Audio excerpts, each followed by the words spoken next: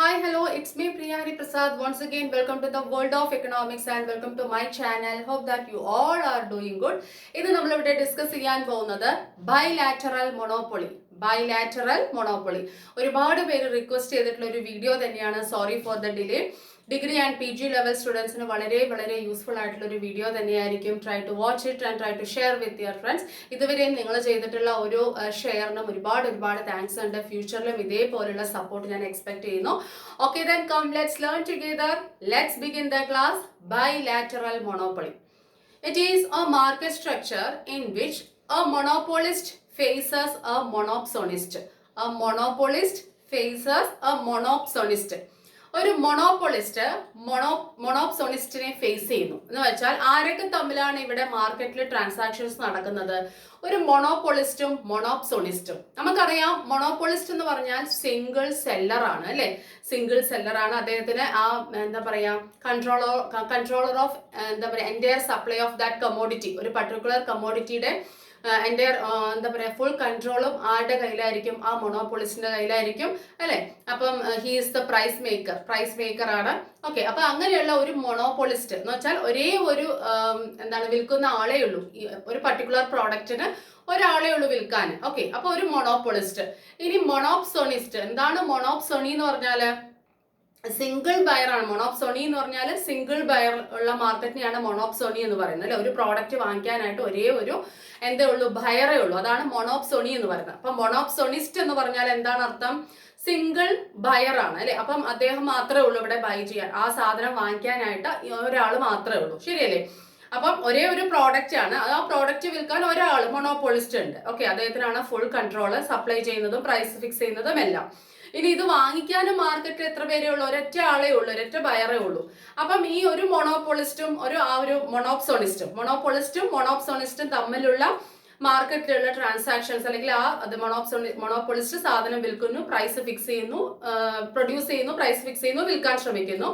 അപ്പം ഈ മൊണോപ്സോണിസ്റ്റ് എന്ത് ചെയ്യാൻ ശ്രമിക്കുന്നു? വാങ്ങിക്കാനായിട്ട് ശ്രമിക്കുന്നു. അങ്ങനെ ഇവര് രണ്ടുപേരും മാത്രമേ ഉള്ളൂ മാർക്കറ്റിൽ. മനസ്സിലായോ? അങ്ങനെ ഒരു പർട്ടിക്കുലർ മാർക്കറ്റ് സ്ട്രക്ചറിനെയാണ് നമ്മൾ എന്തെന്ന് പറയുന്നത്? ബൈലാറ്ററൽ മൊണോപ്പൊളി എന്ന് പറയുന്നത്. മനസ്സിലായോ? ഓക്കെ, അപ്പൊ അതിന് നല്ലൊരു എക്സാമ്പിൾ ഞാൻ പറഞ്ഞുതരാം. അപ്പൊ നമ്മുടെ കയ്യിലുള്ള ഈ ഓരോ ടെക്സ്റ്റിലും ഒക്കെ കൊടുത്തിരിക്കുന്നത് എങ്ങനെയാന്ന് വെച്ചാൽ ലേബർ മാർക്കറ്റ്, വേജ്, അങ്ങനെയുള്ള ഒരുപാട് കാര്യങ്ങൾ അതിനകത്ത് ഉൾപ്പെടുത്തിയിട്ടാണ് പറഞ്ഞിരിക്കുന്നത്. പക്ഷെ അതൊന്നും പറഞ്ഞാൽ നിങ്ങൾക്ക് മനസ്സിലാവില്ല. കാരണം അത് അത്രയ്ക്ക് അങ്ങോട്ട് ഫോളോ ചെയ്യാൻ നമുക്ക് ബുദ്ധിമുട്ടാണ്. അപ്പൊ ഏറ്റവും എളുപ്പമുള്ള ഒരു കാര്യം ഞാൻ പറഞ്ഞുതരാം. നമുക്കറിയാം ഇന്ത്യൻ റെയിൽവേയുടെ ആക്സസറീസ് ഇപ്പൊ വിൽക്കുന്നുണ്ടെങ്കിൽ അത് ആരാണ്? അപ്പൊ ആ മൊണോപ്പൊളിസ്റ്റ് ആണ്. ഒരാൾ മാത്രമേ അത് പ്രൊഡ്യൂസ് ചെയ്ത് വിൽക്കുള്ളൂ അല്ലെ. ഇന്ത്യൻ റെയിൽവേയുടെ ഈ ആക്സസറീസ് എന്ന് പറയുന്നത് അത് പ്രൊഡ്യൂസ് ചെയ്യാനും വിൽക്കാനുമുള്ള അധികാരം ആർക്കേ ഉണ്ടാവുള്ളൂ? ഒരാൾക്കേ ഉണ്ടാവുള്ളൂ. ശരിയാണല്ലോ? ഓക്കെ, ദെൻ അപ്പൊ ഈ മൊണോപ്സോണിസ്റ്റ് ആരായിരിക്കും? ഈ ഇന്ത്യൻ റെയിൽവേയുടെ ആക്സസറീസ് വാങ്ങിക്കുന്നത് ആരാ? ഇന്ത്യൻ റെയിൽവേ ആണ് വാങ്ങിക്കുന്നത്. ശരിയല്ലേ? ഇന്ത്യൻ റെയിൽവേ എന്ന് പറയുന്നത് അതിന്റെ ആക്സസറീസ്, അതിന്റെ മെറ്റീരിയൽസ് ആർക്ക് മാത്രമേ ആവശ്യമുള്ളൂ? റെയിൽവേക്ക് മാത്രമേ ആവശ്യമുള്ളൂ. അപ്പൊ അത് വാങ്ങിക്കാൻ ആര് മാത്രമേ ഉള്ളൂ? ഇന്ത്യൻ റെയിൽവേ ഉള്ളൂ. ഓക്കെ, അപ്പം ഈ ആക്സസറീസ്, ഈ റെയിൽ പാളങ്ങൾ, അതുപോലെ ഒരുപാട് സാധനങ്ങൾ ഉണ്ടല്ലോ, ട്രെയിനും പ്രോഡക്ട്സ് ഉണ്ടല്ലോ. അപ്പൊ ആ സാധനങ്ങളെല്ലാം, എഞ്ചിൻ ആയിക്കോട്ടെ, എന്തായിക്കോട്ടെ, ആ സാധനങ്ങളെല്ലാം പ്രൊഡ്യൂസ് ചെയ്യാനായിട്ട് ആരാണ് ഉണ്ടാവുക? ഒരു ഫേമാണ് ഉണ്ടാവുക, ഒരു പ്രൊഡ്യൂസർ ആണ് ഉണ്ടാവുന്നത്. അപ്പം he is the monopolist here. അദ്ദേഹമായിരിക്കും ഇവിടുത്തെ മൊണോപ്പൊളിസ്റ്റ് എന്ന് പറയുന്നത്. അപ്പൊ അത് വാങ്ങിക്കുന്നത് ആരാണ്? ഇന്ത്യൻ റെയിൽവേ ആണ്. ഇന്ത്യൻ റെയിൽവേക്ക് മാത്രമേ ആ സാധനം ആവശ്യമുള്ളൂ. വേറെ ആർക്കെങ്കിലും അത് ആവശ്യമുണ്ടോ? റെയിൽവേയുടെ ആക്സസറീസ് നമ്മൾ വാങ്ങിയിട്ട് വല്ല ആവശ്യമുണ്ടോ? ഇല്ല, ആരും വാങ്ങിക്കില്ല അല്ലെ. അപ്പം അത് വാങ്ങിക്കുന്ന ആളാണ് ഇവിടെ ആര്? സിംഗിൾ ബയർ ആണ് ഇന്ത്യൻ റെയിൽവേ എന്ന് പറയുന്നത്. അതെന്താണ്? മൊണോപ്സോണിസ്റ്റ് ആണ്. ഓക്കെ, ഇങ്ങനെ ഓർത്ത് വയ്ക്കുക. അപ്പം ഈ മൊണോപ്പൊളിസ്റ്റ് പ്രോഡക്ട്സ് ആവശ്യമുള്ളത് പ്രൊഡ്യൂസ് ചെയ്യുന്നു, വിൽക്കുന്നു. ഇത് ആര് വാങ്ങിക്കുന്നു? മൊണോപ്സോണിസ്റ്റ് വാങ്ങിക്കുന്നു. ഓക്കെ, അപ്പൊ ഇവര് തമ്മിലുള്ള ട്രാൻസാക്ഷൻ. ഇങ്ങനെ ഒരു മാർക്കറ്റ് സ്ട്രക്ചർ ഉണ്ട്. ഇതിനെയാണ് നമ്മൾ എന്ത് പറയുന്നത്? Bilateral monopoly. അപ്പൊ ഇവിടെ ഒരു മൊണോപ്പൊളിസ്റ്റ് ഒരു മൊണോപ്സോണിസ്റ്റിനെ ഫേസ് ചെയ്യുന്നു. മൊണോപ്പൊളിസ്റ്റ് സാധനം ഉണ്ടാക്കി പ്രൊഡ്യൂസ് ചെയ്ത് വിൽക്കുകയും അത് വാങ്ങിക്കുന്നത് ആരാണ്? ഒരേ ഒരു ബയർ മാത്രമേ ഉള്ളൂ. അപ്പൊ ഒരു സെല്ലറും ഒരു ബയറും ഉള്ള ഒരു മാർക്കറ്റ് സിറ്റുവേഷൻ. നമുക്ക് അങ്ങനെ പറഞ്ഞൂടെ? ഒരു സെല്ലറും ഒരു ബയറും, ഒരു പ്രൊഡ്യൂസർ അല്ലെങ്കിൽ ഒരു ഫേം, ഒരു ബയർ. മനസ്സിലാവുണ്ടല്ലോ? ഓക്കെ, അപ്പൊ നോക്കിക്കോളൂ, നിങ്ങൾക്ക് എങ്ങനെയൊക്കെ എഴുതേണ്ടത് നോക്കിക്കോളൂ. It is a market structure consisting of both a monopoly and a monopsony. മൊണോപ്പൊളിയും മൊണോപ്സോണിയും ഇത് രണ്ടും ചേർന്നിട്ടുള്ള ഒരു മാർക്കറ്റ് സ്ട്രക്ചർ ആണ് അതെന്ന് പറയുന്നത് ബൈലാറ്ററൽ മൊണോപ്പൊളി. അപ്പൊ നമുക്ക് പറയാം combination of monopoly and monopsony എന്ന് പറഞ്ഞൂടെ? ഓക്കെ, അപ്പൊ it is a market structure consisting of both a monopoly and a monopsony. Monopoly പറഞ്ഞാൽ നമുക്കറിയാം സിംഗിൾ സെല്ലർ ഉള്ള മാർക്കറ്റ്, മൊണോപ്സോണി എന്ന് പറഞ്ഞാൽ നമുക്കറിയാം സിംഗിൾ ബയർ ഉള്ള മാർക്കറ്റ്, ശരിയല്ലേ? അപ്പം ഇത് രണ്ടിന്റെയും ഒരു കോമ്പിനേഷൻ, അങ്ങനെ ഒരു സിറ്റുവേഷൻ ഉണ്ടെങ്കിൽ അതിനെയാണ് നമ്മൾ എന്ത് പറയുന്നത്, we can call it bilateral monopoly. Okay, then come next point, a monopolist faces a monopsonist. ഞാൻ പറഞ്ഞ കാര്യങ്ങൾ തന്നെയാണ്. Monopolist faces a monopsonist. ഒരു എന്താ പറയാ, സിംഗിൾ ഫേം അല്ലെങ്കിൽ സിംഗിൾ പ്രൊഡ്യൂസർ ഒരു സിംഗിൾ ബയറെ ഫേസ് ചെയ്യുന്നു മാർക്കറ്റിൽ, അത്രേ ഉള്ളൂ. സെല്ലർ ആൻഡ് എ ബയർ, അല്ലെ? ഒരു സെല്ലർ അല്ലെങ്കിൽ ഒരു ബയർ, അല്ലെങ്കിൽ വൺ സപ്ലയർ എന്ന് പറയാം നമുക്ക്. വൺ സപ്ലയർ, അതേപോലെ തന്നെ one buyer, one supplier one buyer, അല്ലെങ്കിൽ one seller and one buyer. Okay, one supplier one buyer, അല്ലെങ്കിൽ വൺ സെല്ലർ വൺ ബയർ, അങ്ങനെയൊക്കെ നമുക്ക് പറയാം. അപ്പൊ അങ്ങനെ അവർ തമ്മിലുള്ള ആ മാർക്കറ്റ് ട്രാൻസാക്ഷൻസ് നടക്കുന്നു. അങ്ങനെ ഒരു സ്ട്രക്ചർ ഉണ്ടെങ്കിൽ അതിനെയാണ് ബൈലാറ്ററൽ മൊണോപ്പൊളി എന്ന് പറയുന്നത്. ഇനി എപ്പോഴും ഈ മൊണോപ്പൊളിസ്റ്റും മൊണോപ്സോണിസ്റ്റും അവരുടെ സെൽഫ് ഇൻട്രസ്റ്റ് അല്ലെങ്കിൽ അവർക്ക് പ്രോഫിറ്റ് മാക്സിമൈസ് ചെയ്യാനായിരിക്കും അവർ നോക്കുക. എന്ന് വെച്ചാൽ മൊണോപ്പൊളിസ്റ്റ് എപ്പോഴും always tries to sell his product at a high price, അല്ലെ? മൊണോപ്പൊളിസ്റ്റ് എപ്പോഴും ഹൈ പ്രൈസിൽ പ്രോഡക്റ്റ് വിൽക്കാനായിട്ട് ശ്രമിക്കും. മൊണോപ്സോണിസ്റ്റ് എന്ത് ചെയ്യും? Always try to buy at എന്താണ് ലോ പ്രൈസ്. ലോ പ്രൈസിൽ ചീപ്പായിട്ട് സാധനം വാങ്ങിക്കാൻ എപ്പോഴും ആര് ശ്രമിക്കും? മൊണോപ്സോണിസ്റ്റ് ശ്രമിക്കും.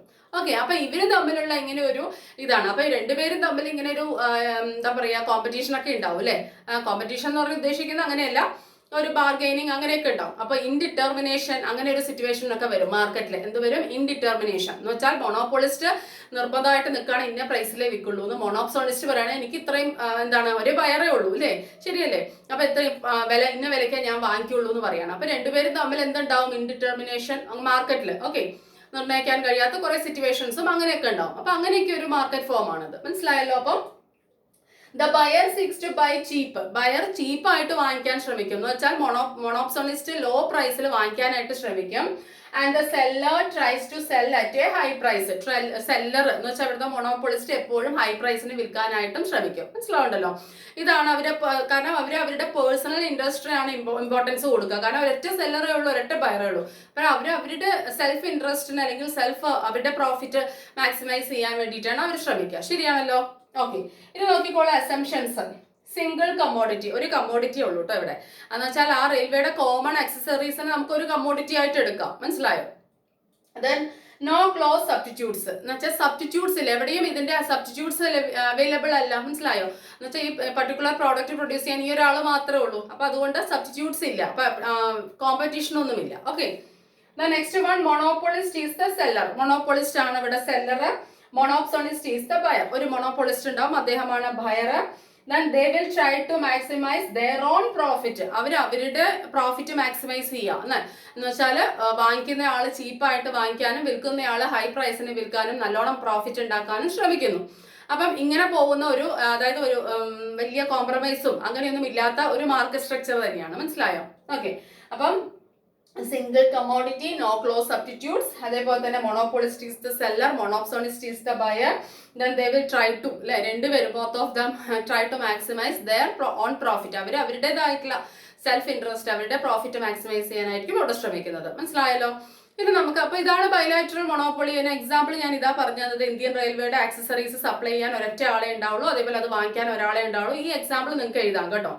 അതല്ല, നിങ്ങൾ ടെക്സ്റ്റിൽ ഒരുപാട് ലേബർ മാർക്കറ്റിന്റെ കാര്യമൊക്കെ പറയുന്നുണ്ട്. അത് എനിക്ക് തോന്നുന്നു അത് പഠിക്കുന്ന സ്റ്റുഡൻസിനെ സംബന്ധിച്ച് അത് കോംപ്ലിക്കേറ്റഡ് ആണ്, വായിക്കുമ്പോൾ മനസ്സിലാവില്ല. അതുകൊണ്ടാണ് ഞാൻ ആ എക്സാമ്പിൾ അതിനെ മാറ്റിയിട്ട് നിങ്ങൾക്ക് ഏറ്റവും ഈസി ആയിട്ടുള്ള ഒരു കാര്യം എടുത്തത്. മനസ്സിലായല്ലോ?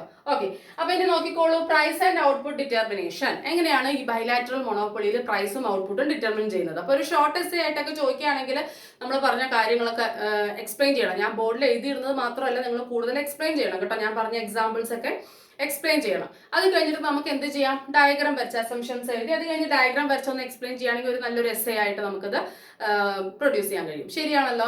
ഓക്കെ, അപ്പൊ നോക്കിക്കോളൂ, here it is the diagram. എന്താണ് ഇതിന്റെ diagrammatic representation of price and output determination ഉണ്ട്. എന്താ പറയുക, ബൈലാറ്ററൽ മൊണോപ്പൊളി. ബൈലാറ്ററൽ മൊണോപ്പൊളി എന്ന് പറയുന്ന ആ ഒരു പർട്ടിക്കുലർ മാർക്കറ്റ് സ്ട്രക്ചറിലെ പ്രൈസും ഔട്ട്പുട്ടും എങ്ങനെ ഡിറ്റർമിൻ ചെയ്യുന്നു എന്ന് കാണിക്കുന്ന ഡയഗ്രാം ആണിത്. In this diagram X axis represents or measures quantity of that commodity. ഏതാണോ കമ്മോഡിറ്റി സപ്ലൈ ചെയ്യുന്നത് അതിന്റെ ക്വാണ്ടിറ്റി ആണ് എക്സ് ആക്സിസിൽ റെപ്രസെന്റ് ചെയ്യുന്നത്. വൈ ആക്സിസിൽ പ്രൈസ്, മാർജിനൽ റവന്യൂ, അങ്ങനെ ഒരുപാട് കാര്യങ്ങളുണ്ട്. മെയിൻ ആയിട്ട് പ്രൈസ് കേട്ടോ. ഓക്കെ, ഇനി നോക്കിക്കോളൂ, വി ഹാവ് 4 കർവ്സ്. എത്ര കർവ്സ് ഉണ്ട് ഇതിനകത്ത്? 1, 2, 3 and 4. 4 കർവുകൾ ഉണ്ട് ഇതിനകത്ത് കേട്ടോ. ഓക്കെ, അപ്പം ഇവിടെ എന്ന് പറയുന്നത് എം ആർ എന്ന് പറയുന്നത് നമുക്കറിയാം മാർജിനൽ റവന്യൂ കർവ് ആണ്. ഓക്കെ, അത് ആരുടെയാണ് ഇവിടെ ഉദ്ദേശിക്കുന്നത്? മൊണോപോളിസ്റ്റിന്റെ. അതേപോലെ തന്നെ നെക്സ്റ്റ് കർവ് ഡിമാൻഡിന്റെ കർവ്. ഓക്കെ, അത് മൊണോപോളിസ്റ്റിന്റെ തന്നെ മാർജിനൽ യൂട്ടിലിറ്റി കർവ്. രണ്ടും ഒന്ന് തന്നെയാണ്. ഡിമാൻഡ് കർവ് ഒന്നാണ്, marginal utility curve. Marginal utility ആരുടെയാണ് ഇവിടെ ഉദ്ദേശിക്കുന്നത്? മൊണോപ്സോണിസ്റ്റിന്റെ കേട്ടോ, വാങ്ങിക്കുന്ന ആളുടെ. ഓക്കെ, രണ്ടുപേരുടെയും ഉദ്ദേശിക്കുന്നുണ്ട്. ഓക്കെ, അപ്പൊ ഡിമാൻഡ് കർവ് അല്ലെങ്കിൽ മാർജിനൽ യൂട്ടിലിറ്റി കർവ്, ഡി ഇട്ടിട്ട് ഒരു ഒബ്ലിക് ഇട്ടിട്ട് MU എന്ന് എഴുതുക. ഇത് MR curve, marginal revenue curve, മൊണോപോളിസ്റ്റിന്റെ. എം സി കർവ് മൊണോപോളിസ്റ്റിന്റെ അല്ലെ. M C curve marginal cost curve.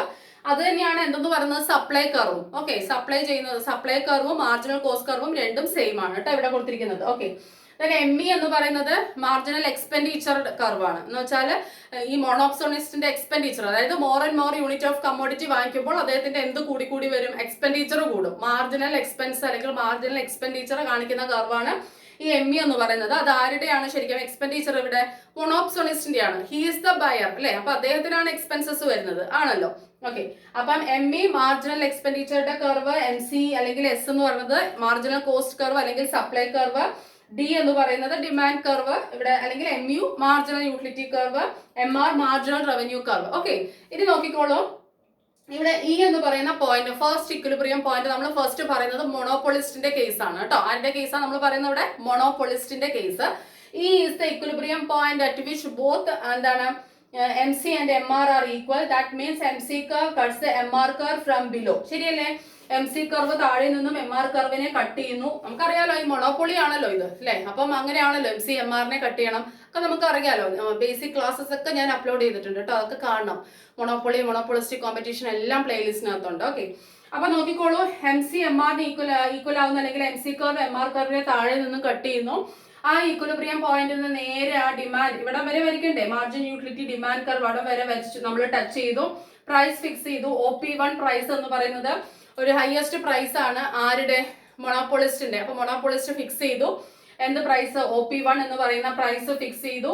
കാര്യം ഇവിടെ MC MRന് ഈക്വൽ ആവുന്നു, ടച്ച് ചെയ്യുന്നു, താഴെ നിന്ന് ടച്ച് ചെയ്യുന്നു, അവിടെ വെച്ചിട്ട് ടച്ച് ചെയ്യുന്ന സമയത്ത് പ്രൈസ് ഫിക്സ് ചെയ്യുന്നു. അപ്പൊ OX1 എന്ന് പറയുന്ന എമൗണ്ട് ഓഫ് കമ്മോഡിറ്റി OP1 എന്ന എമൗണ്ട് പ്രൈസിന് വിൽക്കാനായിട്ട് ആര് റെഡിയാവുന്നു? മൊണോപോളിസ്റ്റ് റെഡിയാവുന്നു. E എന്ന് പറയുന്ന ഇക്വിലിബ്രിയം പോയിന്റിൽ അദ്ദേഹം മൊണോപോളിസ്റ്റിന്റെ ഇക്വിലിബ്രിയമാണ് അവിടെ കാണിക്കുന്നത്. മനസ്സിലായല്ലോ? ഓക്കെ, അപ്പൊ അദ്ദേഹം മാക്സിമം പ്രൈസ് ഉള്ളതിൽ വെച്ചിട്ട് അദ്ദേഹത്തിന് പറ്റാവുന്നതിൽ വെച്ചിട്ട് എവിടെയാണോ ടച്ച് ചെയ്യുന്നത് അവിടെ വെച്ചിട്ട് പ്രൈസ് ഫിക്സ് ചെയ്തു അല്ലെ. അപ്പൊ എന്താണ്? He wants to earn more and more amount of profit കൂടുതൽ വാങ്ങിക്കാനുള്ള ഒരു എയിം തന്നെയാണ്. ദെൻ അടുത്ത അതിനുശേഷം നമ്മൾ ഇനി ആരുടെ ഇക്വിലിബ്രിയം പഠിക്കാം? മൊണോപ്സോണിസ്റ്റിന്റെ ഇക്വിലിബ്രിയം എവിടെയാണ്? E എന്ന് പറയുന്ന സ്മോൾ ലെറ്റർ E എന്ന് ഞാൻ കൊടുത്തിട്ടുണ്ട്. അതാണ് മൊണോപ്സോണിസ്റ്റിന്റെ ഇക്വിലിബ്രിയം എന്ന് പറയുന്നത്. അവിടെ എന്തൊക്കെയാണ് ഈക്വൽ ആവുന്നത്? ഈ മാർജിനൽ യൂട്ടിലിറ്റി അല്ലെങ്കിൽ ഡിമാൻഡ് മാർജിനൽ എക്സ്പെൻഡിച്ചറിന് ഈക്വൽ ആവുകയാണ്. മനസ്സിലായോ? അദ്ദേഹത്തിന്റെ ഡിമാൻഡ് അല്ലെങ്കിൽ മാർജിനൽ യൂട്ടിലിറ്റി, അദ്ദേഹത്തിന് കിട്ടുന്ന മാർജിനൽ യൂട്ടിലിറ്റി മൊണോപ്സോണിസ്റ്റിന് സാധനം വാങ്ങിക്കുമ്പോൾ, എന്നിട്ട് അതേപോലെ തന്നെ അദ്ദേഹത്തിന്റെ എക്സ്പെൻഡിച്ചർ, അത് രണ്ടും ഈക്വൽ ആവുന്ന ആ പോയിന്റിൽ വെച്ചിട്ട് ആര് ഇക്വിലിബ്രിയത്തിൽ എത്തുന്നു? മൊണോപ്സോണിസ്റ്റ് ഇക്വിലിബ്രിയത്തിൽ എത്തുന്നു. അങ്ങനെ നോക്കിക്കോളൂ, അത് താഴോട്ട് വരയ്ക്കുന്നു. അപ്പൊ OX2 എമൗണ്ട് ഓഫ് കമ്മോഡിറ്റി ആണ്. ആ OX2 amount of commodity marginal cost കർവിൽ എവിടെയാണ് ടച്ച് ചെയ്യുന്നത്? അല്ലെങ്കിൽ സപ്ലൈ കർവ് എവിടെയാണ് ടച്ച് ചെയ്യുന്നത്? ഇവിടെയാണ്. ഇവിടെ വെച്ചിട്ട് ഒരു പ്രൈസ് ഫിക്സ് ചെയ്യും മൊണോപ്സോണിസ്റ്റ്. OP2 എന്ന് പറയുന്ന ലോവസ്റ്റ് പ്രൈസ് അതായിരിക്കും ആർക്ക് കൊടുക്കാനായിട്ട് താല്പര്യം? മൊണോപ്സോണിസ്റ്റിന്.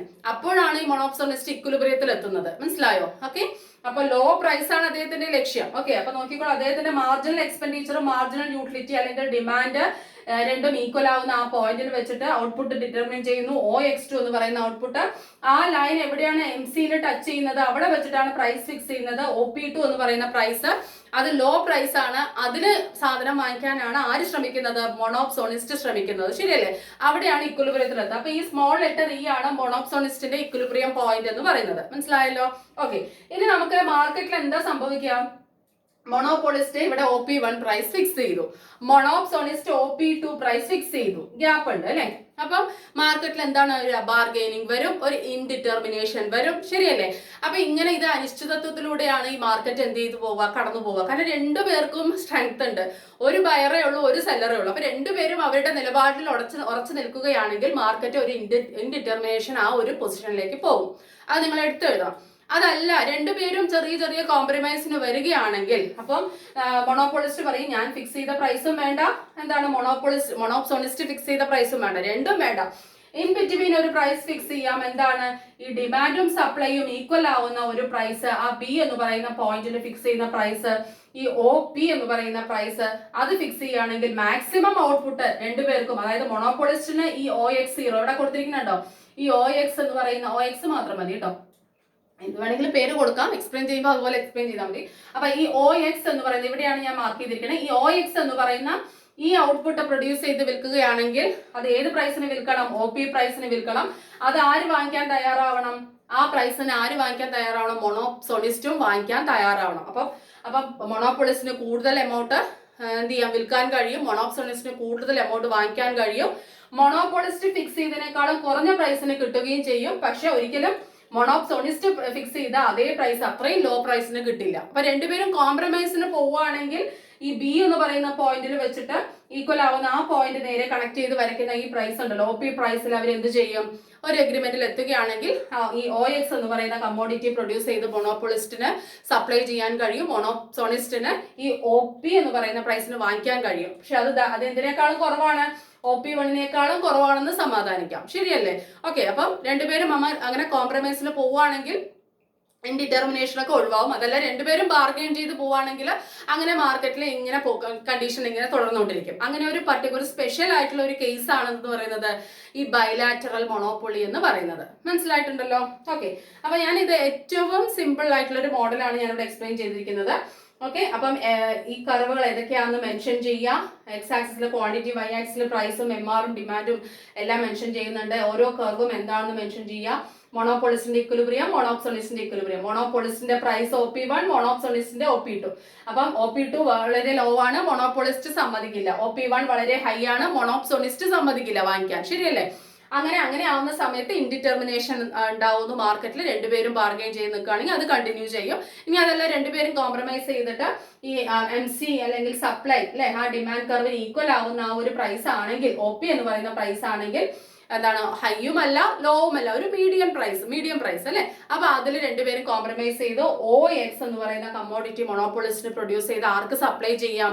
മൊണോപ്സോണിസ്റ്റിന് സപ്ലൈ ചെയ്യാം. ഓക്കെ, ഏത് പ്രൈസിന്? OP പ്രൈസിന്. മനസ്സിലാവുണ്ടല്ലോ? ഓക്കെ, അപ്പൊ ഇതാണ് എന്തെന്ന് പറയുന്നത് ബൈലാറ്ററൽ മൊണോപ്പൊളി. അപ്പൊ ഇതിനേക്കാളും സിമ്പിൾ ആയിട്ട് നമുക്ക് എക്സ്പ്ലെയിൻ ചെയ്യാൻ കഴിയില്ല. ഈ ഒരു എക്സാമ്പിൾ ഫോളോ ചെയ്താൽ മതി, നിങ്ങൾക്ക് സ്കോർ ചെയ്യാൻ കഴിയും, അത് നിങ്ങൾക്ക് ഗ്യാരണ്ടി തരാം. ഓക്കെ, അപ്പൊ മാക്സിമം എല്ലാവരും കാണുകയും ഷെയർ ചെയ്യാനും ശ്രമിക്കുക.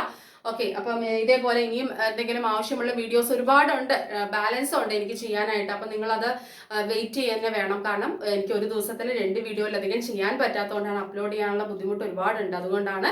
ഓക്കെ, അപ്പം എല്ലാവരും വെയിറ്റ് ചെയ്യണം. പിന്നെ മെറ്റീരിയൽസ് ഇല്ലാത്ത വീഡിയോസിന് ഒരുപാട് ഡിലേ വരും എൻ്റെ കയ്യിൽ. Current I am not working, that's a problem. Okay, then വീണ്ടും അടുത്ത വീഡിയോയിലൂടെ കാണാം. ഈ വീഡിയോ 1 or 2 പ്രാവശ്യം അല്ലെങ്കിൽ 3 പ്രാവശ്യമെങ്കിലും റിപ്പീറ്റ് ചെയ്ത് കേട്ട് ഡയഗ്രാം ഒക്കെ എക്സ്പ്ലെയിൻ ചെയ്ത് ഡയഗ്രാം വരച്ച് നോക്കണം. നിങ്ങൾ 2, 3, 4 പ്രാവശ്യം വരച്ച് നോക്കണം. That's my humble request. ഇങ്ങനെ കാണുമ്പോൾ ഡയഗ്രാം എളുപ്പമായി തോന്നും, പക്ഷെ നമ്മൾ എക്സാമിനെ നമ്മൾ പ്രസന്റ് ചെയ്യാനായിട്ട് ബുദ്ധിമുട്ട് വരും. ഓക്കെ, അപ്പോൾ നിങ്ങൾ 2, 3 പ്രാവശ്യം റഫ് ബുക്കിൽ ഒരു പെൻസിൽ എടുത്തിട്ട് നിങ്ങൾ ഡയഗ്രാം ഒന്ന് ചെയ്ത് നോക്കാനായിട്ട് ശ്രമിക്കണം. എക്കണോമിക്സിൽ എല്ലാ ഡയഗ്രാം അങ്ങനെ തന്നെ ഒന്ന് ഫോളോ ചെയ്യുക. ഓക്കെ ദെൻ അപ്പോൾ വീണ്ടും അടുത്ത വീഡിയോയിലൂടെ കാണാം. Thank you, thanks a lot, take care, by.